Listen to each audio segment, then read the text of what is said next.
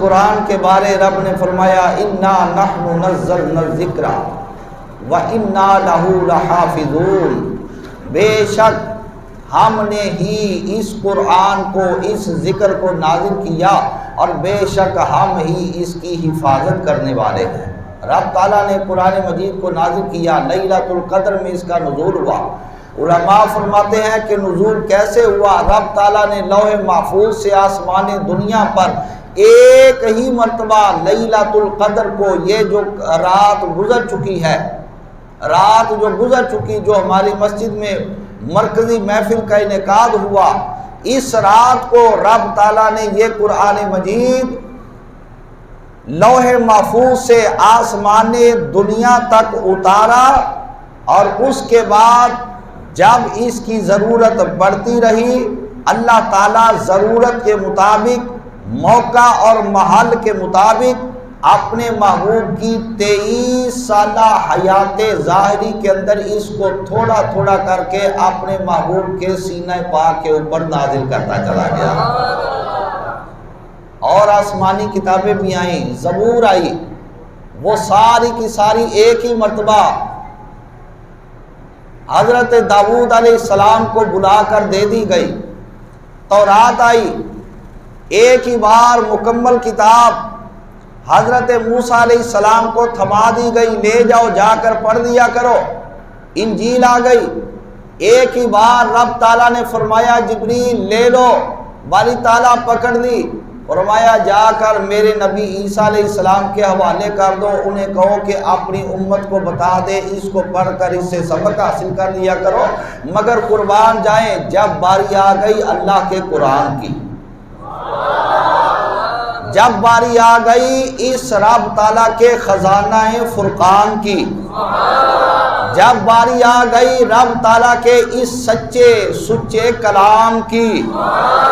جس کے اندر آج تک کوئی ایک زیر زبر کی بھی تبدیلی نہ کر سکا، جب اس قرآن کی باری آئی رب تعالیٰ نے جبریل کو بلایا، جبریل آ جا، باری تعالیٰ حاضر ہوں۔ فرمایا جبریل میرا ارادہ ہے قرآن مجید نازل کرنے کا، جی باری تعالیٰ میرے حوالے کیا جائے، میں جا کر تیرے محبوب کو دے آتا ہوں۔ فرمایا نا نا نا نا جبریل، اس طرح نہیں اتارنا جس طرح پہلی کتابیں اتاری گئی، باری تعالیٰ پھر کیسے اتارنا ہے؟ رب تعالیٰ نے فرمایا جس طرح انبیاء میں میرے محبوب کا ثانی کوئی نہیں، کتابوں میں قرآن کا ثانی کوئی نہیں، تو جس طرح کتابوں میں قرآن کا ثانی کوئی نہیں، اس طرح اس کا نزول بھی ایک منفرد طریقے کے ساتھ کیا جائے گا۔ اللہ اکبر، زندہ باد زندہ باد۔ یا باری تعالیٰ ذرا بتلا اس کا نزول کیسے ہوگا؟ رب تعالیٰ نے فرمایا اس کا نزول ایسے ہوگا جب کوئی موقع محل بنے گا تو میرے محبوب کے اوپر یہ قرآن کا مخصوص حصہ نازل کیا جائے گا، تاکہ کائنات والے جب قرآن کی تلاوت کیا کریں، ان کے علماء جب قرآن پڑھا کریں، ان کے علماء جب منبر پر واعظ کیا کریں، ان کے علماء منبر پر جب قرآن مجید پڑھ پڑھ کر سنایا کریں، تو جس آیت کو جس موقع پر میں نے اتارا ہوگا وہ اپنے سامنے بیٹھنے والوں کو یہ بتایا کریں گے کہ سامعین اس آیت کا شان نزول یہ تھا۔ مثال کے طور پہ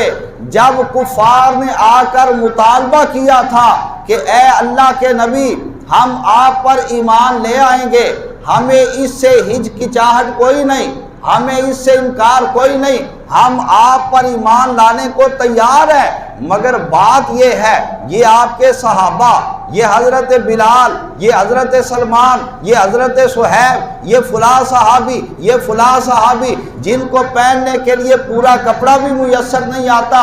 اور یہ غریب قسم کے صحابہ کرام ہم ان کے ساتھ اگر بیٹھ جائیں ہم اپنی توہین محسوس کرتے ہیں، آپ ایسا کریں ان کے ساتھ طے کر لیں جب ہم آئیں یہ آپ کی بارگاہ سے اٹھ کر چلے جایا کریں، اور جب ہم اٹھ کر چلے جایا کریں یہ غریب آ کر آپ کی بارگاہ میں بے شک بیٹھ جائیں تو ہم آپ پر ایمان لے آئیں گے۔ اللہ رب العالمین نے قرآن مجید کی آیت نازل کر دی، فرمایا میرے محبوب کو جا کر کہہ دے پیارے محبوب ان صحابہ کرام کو آپ کی بارگاہ سے اٹھایا نہیں جائے گا، ان کو آپ کی بارگاہ سے دور کیا نہیں جائے گا، ان کو آپ کے دامن رحمت سے دور نہیں کیا جائے گا۔ اگر وہ آنا چاہے ان کی موجودگی میں تو بے شک آیا کریں، اگر وہ کہیں کہ وہ آئیں ان کو دور کر دیا جائے، میرے محبوب جو آپ کے لیے تن من دھن کی قربانی دیے بیٹھے ہیں میں یہ کبھی گوارا نہیں کروں گا کہ ان کو آپ کی بارگاہ سے لمحہ کے لیے بھی دور کر دیا جائے۔ لبیک یا رسول اللہ لبیک،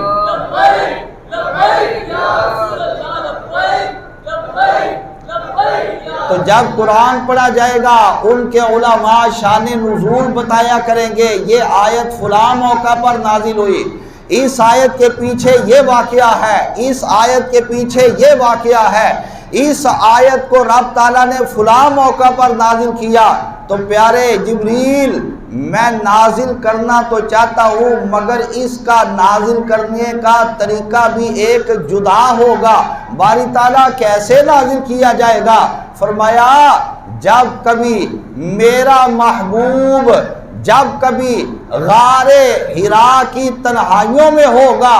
جب کبھی میرا محبوب غار حرا کی تنہائیوں میں ہوگا تو میرا قرآن میرے محبوب کے پیچھے جائے گا، اور جب غار ثور کے اندر جائے گا تو وہاں پر یہ آیت نازل کر دوں گا اذ یقول لصاحبہ لا تحزن ان اللہ معنا، اور میرا محبوب جب معراج کی رات دولہا بن کر مسجد حرام سے سفر کر کے مسجد اقصی کے اندر آئے گا تو یہ اپنا قرآن نازل کر دوں گا، اور جب کبھی میرا محبوب لامکان کی بلندیوں پر آ کر میرا دیدار کرے گا تو اپنا قرآن نازل کر دوں گا، اور جب کبھی میرا محبوب اپنے صحابہ کرام کے درمیان بیٹھا ہوگا اور میرا محبوب مجھ کو پیارا لگے گا تو میں اپنا قرآن نازل کر دوں گا۔ جب میرا محبوب تلوار دے کر میرے اسلام کو بلند کرنے کے لیے میدان بدر میں جائے گا قرآن ان کے پیچھے چلا جائے گا، جب میدان احد کے اندر جائے گا قرآن ان کے پیچھے لے جانا پڑے گا، حنین کے اندر جائے گا قرآن ان کے پیچھے لے جانا پڑے گا، حتیٰ کہ جب کبھی میرا محبوب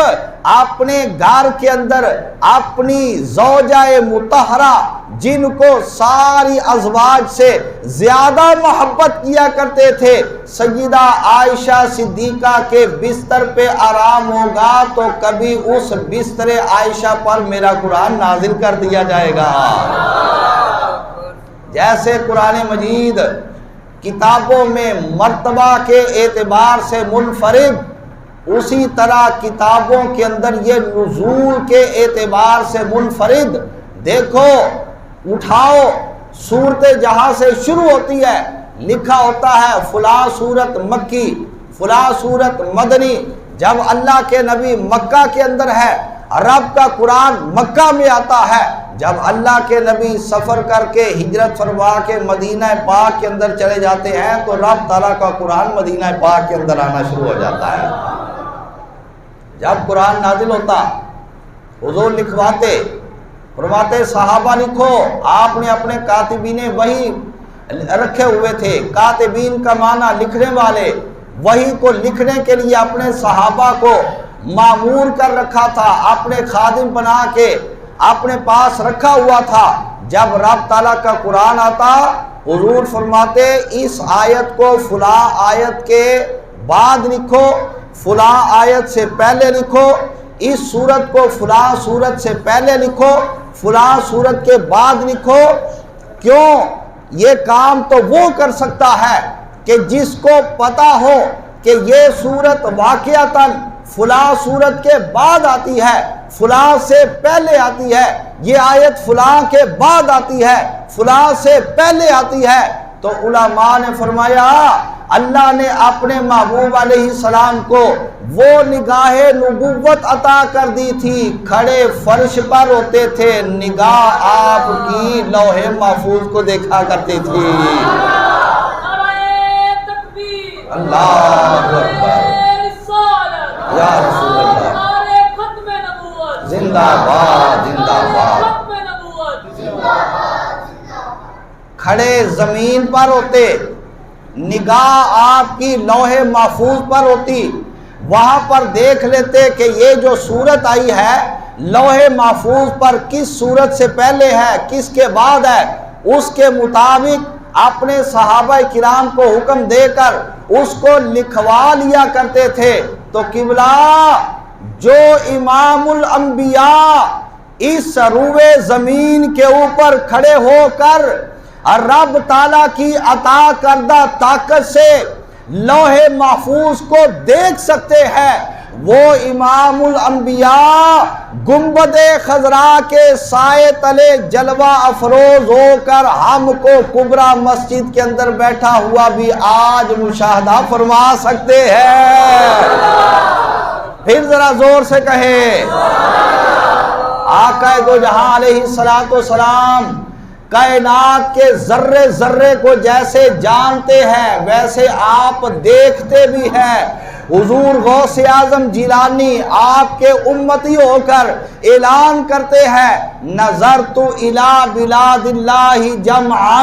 کخردلۃ علی حکم التسوالی، کہ میں نے اللہ تعالیٰ کی ساری کائنات کے تمام تر شہروں کو اس طرح دیکھ لیا کہ جس طرح ہاتھ کی ہتھیلی کے اوپر رائی کا دانہ رکھا ہوا دیکھا جاتا ہے، تو جب امتی تو ساری کائنات کو رائی کے دانے کی طرح دیکھ لے تو امام الانبیاء کے بارے میں کیا خیال ہے؟ امام الانبیاء بھی اگرچہ آرام فرما گنبد خضراء کے سائے تلے ہے، نیچے ہے،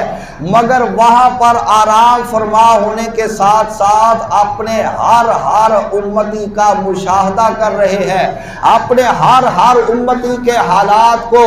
دیکھ رہے ہیں۔ جو امتی آپ پر درود و سلام پڑھتا ہے یا کثرت کرتا ہے، آقا دو جہاں علیہ السلام کو اس کی اطلاع بھی دے دی جاتی ہے، آپ کو بتا بھی دیا جاتا ہے، آقا دو جہاں علیہ السلام کو خبر بھی ہو جاتی ہے کہ آج میرا امتی یہ اس کا نام ہے، یہ اس کے والد کا نام ہے، فلاں شہر کے اندر رہنے والا، فلاں